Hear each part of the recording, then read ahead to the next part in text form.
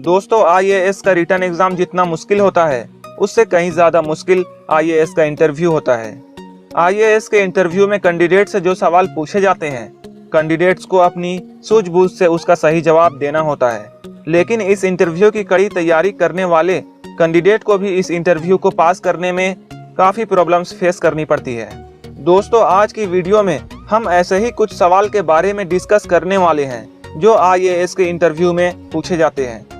IAS में जो सवाल पूछे जाते हैं उनका मकसद कैंडिडेट के कॉमन सेंस और माइंड को जांचना होता है। इसके अलावा कभी कभी ऐसे क्वेश्चन भी पूछे जाते हैं जिनका एजुकेशन से कोई खास लेना देना नहीं होता है। तो चलिए शुरू करते हैं। आईएएस के इंटरव्यू में एक क्वेश्चन पूछा गया कि अगर जेड के 8 लड़के हैं और उनकी एक बहन है तो जेड के कुल कितने बच्चे हुए। इस सवाल को सुनकर काफी सारे कैंडिडेट्स परेशान हो जाते हैं और सोच में पड़ जाते हैं और जल्दबाजी में इसका गलत जवाब दे देते हैं। लेकिन दोस्तों, अगर आप इस सवाल को गौर से सुनेंगे तो उसका जवाब आपको इसी सवाल में मिल जाएगा।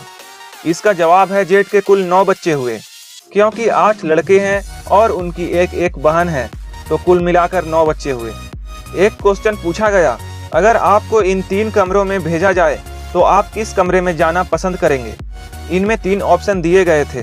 पहले कमरे में जहां आग लगी हुई है, या दूसरे कमरे में जहां 5 हथियारे बंदूक के साथ तैयार हैं, या तीसरे कमरे जहां एक शेर पिछले 1 महीने से बिना कुछ खाए पिए रह रहा है।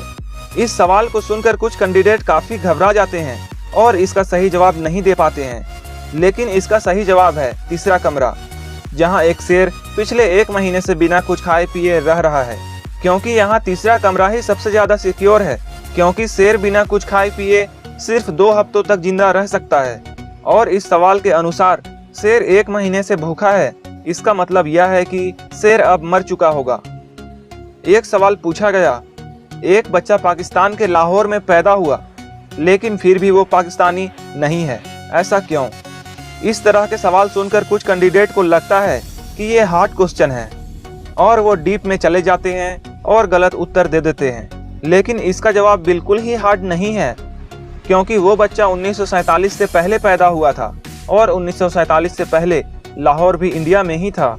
इसका मतलब ये है कि वो बच्चा पाकिस्तानी नहीं बल्कि हिंदुस्तानी है। हालांकि इसका एक दूसरा जवाब भी हो सकता है कि उसके फादर जो कि इंडियन सिटीजन है और उसकी मदर पाकिस्तानी सिटीजन है, और जब वो बच्चा पैदा हुआ तो वो पाकिस्तान के लाहौर में था, जबकि उसके फादर इंडियन है तो वो बच्चा भी इंडियन होगा। एक क्वेश्चन पूछा गया था, हेयर और देयर में क्या फ़र्क होता है। इस सवाल को सुनकर बहुत सारे कैंडिडेट सोच में पड़ जाते हैं तो कुछ इसका हिंदी मतलब भी बताने लगते हैं। लेकिन सोचने वाली बात यह है कि इतना इजी सवाल इंटरव्यू में क्यों पूछा गया। जिस कैंडिडेट से यह सवाल पूछा गया था उसने अपनी सूझबूझ से इसका सही जवाब दे दिया। उसने कहा कि हेयर और देयर में सिर्फ टी का फ़र्क होता है। यहाँ पर आप गौर कीजिए, पूछा गया है हेयर और देयर में क्या फ़र्क होता है। ये नहीं पूछा गया कि हेयर और देयर का क्या मीनिंग होता है या इसके मीनिंग में क्या फ़र्क होता है। एक सवाल पूछा गया कि इंग्लिश का वो कौन सा शब्द है जो हमेशा रॉन्ग ही पढ़ा जाता है। आप चाहे कितना भी इंग्लिश जानते हो, यह सवाल सुनकर थोड़ी देर के लिए सोच में ज़रूर पड़ जाएंगे। अगर आप जवाब जान गए तो आपकी इंग्लिश काफ़ी अच्छी है, और अगर आप नहीं पता कर सके तो आपको बता दूं, रॉन्ग इंग्लिश का एक ऐसा शब्द है जिसे हमेशा रॉन्ग ही पढ़ा जाता है। एक सवाल पूछा गया, माइकल के पिताजी के 3 बेटे हैं जिनमें से 2 का नाम जनवरी और फरवरी है, तो तीसरे बेटे का नाम क्या है। इसके अलावा एक सवाल और पूछा गया था कि ऐसी कौन सी चीज़ है जिसे हम खाने के लिए खरीदते हैं लेकिन खाते नहीं हैं। अब इन क्वेश्चन को सुनकर काफ़ी सारे लोग परेशान हो जाएंगे और इसका आंसर नहीं दे पाएंगे। लेकिन इसका सही आंसर बहुत ही आसान है, बस आपको अपना कॉमन सेंस लगाना है। दोस्तों, इन दोनों सवालों का जवाब आप हमें कमेंट बॉक्स में दे सकते हैं। जिनका भी उत्तर सही रहेगा हम उस उत्तर को पिन कर देंगे।